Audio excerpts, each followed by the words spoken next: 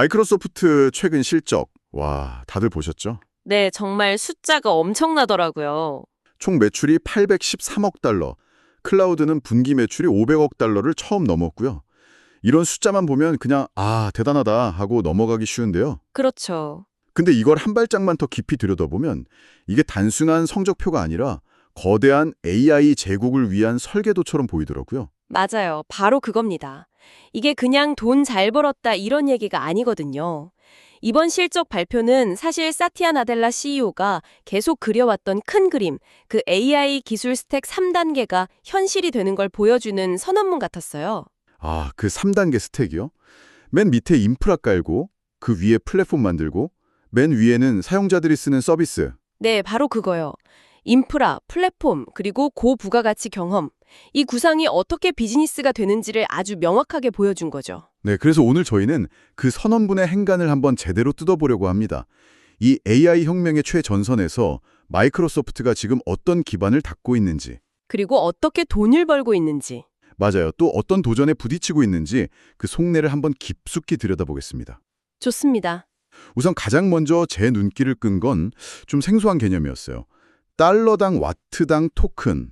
그거요. 네, 토큰스 퍼 와트 퍼 달러. 보통 성능 얘기할 때 쓰는 말은 아니잖아요. 이게 왜 이렇게 중요하게 등장한 걸까요? 여기서 우리가 주목할 점은요. AI 경쟁의 규칙 자체가 바뀌고 있다는 아주 강력한 신호라는 거예요. 경쟁의 규칙이요? 네, 지금까지는 뭐랄까 누가 더 빠른 GPU를 많이 가졌나의 싸움이었다면 이제는 완전히 다른 차원으로 넘어간 거죠. 다른 차원이라면 같은 돈과 전기를 써서 누가 더 많은 AI 연산을 효율적으로 해내나. 바로 이 싸움이 된 겁니다. 나델라 CEO가 직접 이 지표를 언급했다는 건 이제부터 우리는 전력과 비용 효율성 이 두 가지를 잡는데 모든 걸 걸겠다는 의미거든요. 그러니까 단순히 성능만 막 높이는 게 아니라 가성비랑 전성비를 극한으로 끌어올리겠다? 바로 그겁니다. 그리고 이게 그냥 하는 말이 아닌 게 실제로 이 최적화 덕분에 오픈 AI 모델을 돌리는 대규모 작업 처리량이 무려 50%나 늘었다고 하니까요. 50%나요? 와, 어마어마하네요. 그렇죠. 근데 이런 효율성 전쟁에서 이기려면 계속 남의 무기만 빌려 쓸 수는 없잖아요. 그래서 자체 칩 얘기가 나오는 거군요. 네, 맞습니다. 바로 마야와 코발트 칩 기약이죠. 그게 바로 마이크로소프트의 비장의 무기인 거네요. 정확합니다. 특히 AI 연산을 전담하는 가속기 칩인 마야 200이요. 이게 기존에 쓰던 다른 회사 하드웨어에 비해서 총 소요 비용, TCO를 30% 이상 줄였다고 밝혔어요. TCO, 총 소유 비용이요? 네, 이게 단순히 칩 구매 가격만 말하는 게 아니에요. 그걸 설치하고 운영하는 데 드는 전기료, 또 유지보수 비용까지 전부 다 합친 총 비용을 획기적으로 줄였다는 뜻이죠. 와, 그러니까 칩 하나 잘 만들어서 전기세까지 아끼는 그런 그림이네요. 그렇죠. 이건 엔비디아 같은 외부 파트너에 대한 의존도를 줄이는 동시에 코파일럿 같은 자사의 핵심 AI 서비스에 가장 최적화된 성능을 뽑아내겠다는 아주 영리한 전략입니다. 이제 하드웨어는 그냥 사오는 부품이 아니라 우리 서비스의 일부다 이런 선언이군요. 네, 직접 설계하고 통제하겠다는 시대로 완전히 넘어온 겁니다. 그렇군요.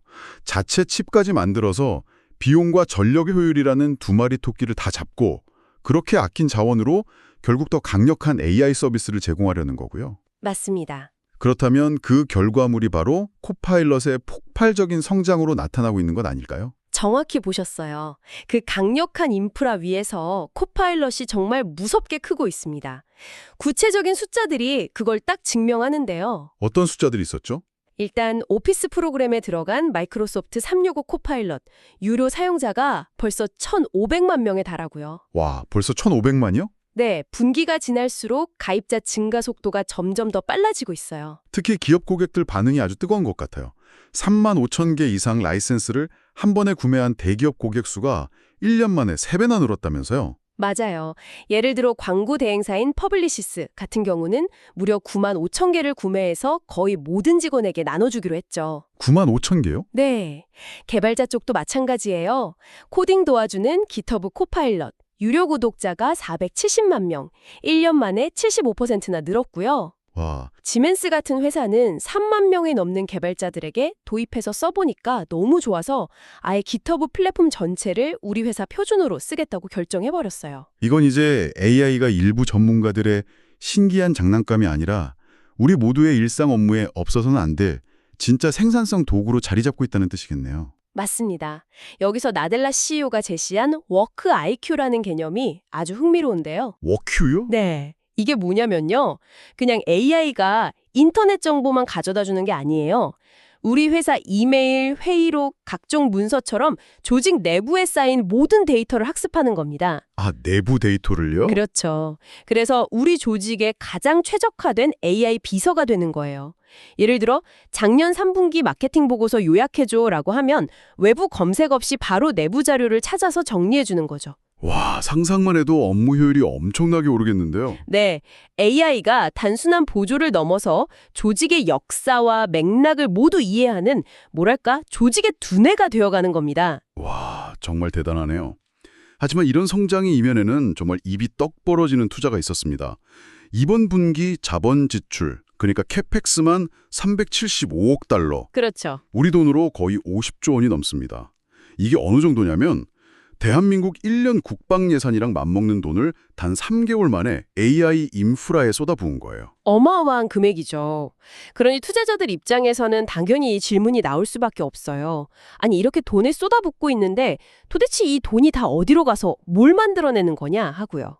실제로 실적 발표 후에 있었던 Q&A 세션에서도 그게 핵심 쟁점이었죠. 월가의 분석가들이 아주 날카롭게 파고들었다고요. 네, 모건 스탠리 애널리스트가 아주 직설적으로 물었어요.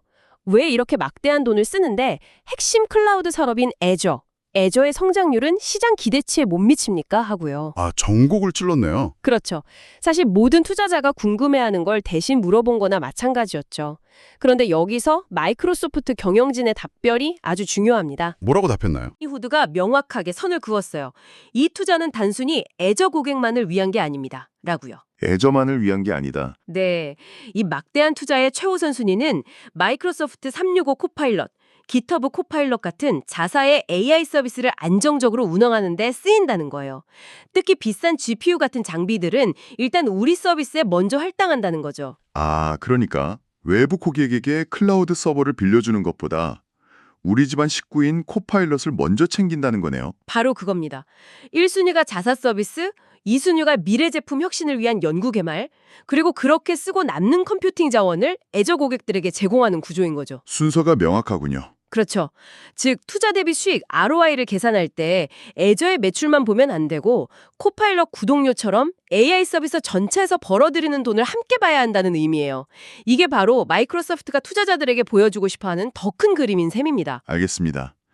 AI라는 더 큰 그림을 위해 지금의 투자가 어디에 우선순위를 두고 있는지 명확히 한 거군요. 맞습니다. 그런데 AI와 클라우드가 이렇게 하늘을 날고 있을 때 반대로 좀 땅에 발이 묶인 사업도 있었습니다. 바로 게임 사업이죠. 네, 이 부분이 마이크로소프트의 좀 아픈 손가락이에요. 게이밍 부문 전체 매출이 9%나 감소했고 특히 엑스박스 컨텐츠랑 서비스 매출이 5% 줄면서 시장 기대에 한참 못 미쳤습니다. 원인이 뭘까요?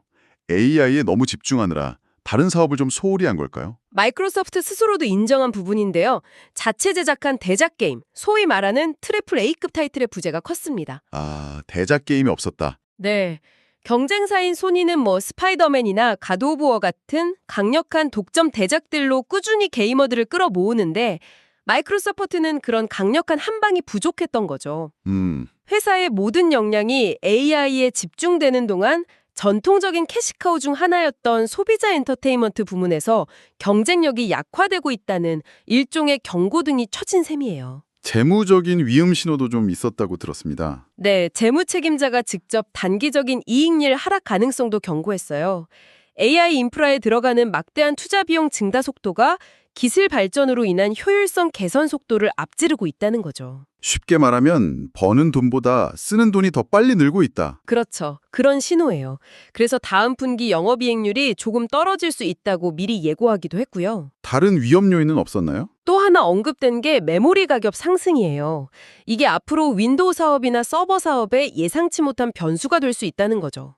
결국 AI에 대한 대규모 투자가 단기적으로는 회사의 다른 사업 부문에 부담을 줄 수 있다는 걸 솔직하게 인정한 셈입니다. 모든 걸 걸고 베팅하는 만큼 그에 따르는 리스크도 감수하고 있다는 걸 보여준 거네요. 네, 맞습니다. 자, 그럼 오늘 이야기를 한번 정리해보죠. 마이크로소프트는 지금 AI라는 거대한 파도에 회사의 운명을 걸고 그야말로 올인하고 있는 것 같습니다. 네, 정말 올인이라는 표현이 딱 맞아요. 자체 칩 설계라는 가장 낮은 단계부터 코파일럿이라는 응용 프로그램까지 기술 스택의 모든 계층을 직접 장악하면서 역사상 전례 없는 투자 사이클에 진입했네요. 맞습니다. 단기적인 이익률 하락이나 게임 사업 같은 특정 부분의 부진을 감수하면서까지 AI가 가져올 세대적 기회, 그러니까 제너레이셔널 어퍼튜니티를 선점하기 위해서 현재 이익을 미래에 쏟아붓는 전략적 선택을 한 거죠. 투자자들이 던지는 그 막대한 돈, 과연 제대로 돌아오는가라는 질문에 대해서는 애저 하나만 보지 말고 코파일럿을 포함한 AI 생태계 전체의 성장을 보라고 자신 있게 답하고 있고요. 그렇죠. 이제 시장의 모든 관심은 단 하나로 모이겠네요. 이 어마어마한 투자가 과연 몇 년 안에 얼마나 거대한 결실로 돌아올 것인가. 네, 그 결과에 따라 앞으로 빅테크 기업들의 경쟁 구도가 완전히 재급현될 수도 있을 겁니다. 오늘 나델라 CEO의 이야기 중에 이런 말이 있었습니다. 앞으로 우리는 AI 에이전트에게 이런 목표를 달성해줘 라고 거시적인 업무를 통째로 위임하고 우리는 중간중간 방향만 살짝 조종해주는 시대로 갈 거라고요. 네, 저도 그 말이 아주 인상 깊었어요. 그렇다면 마지막으로 이걸 한번 생각해보면 재밌을 것 같습니다. 여러분의 업무 환경에서 지금 당장 AI에게 통째로 맡겨버리고 싶은 가장 크고 골치 아픈 업무는 무엇인가요? 그리고 그 일을 AI가 대신해준다면 여러분은 그 시간에 어떤 새로운 가능성을 만들어낼 수 있을까요?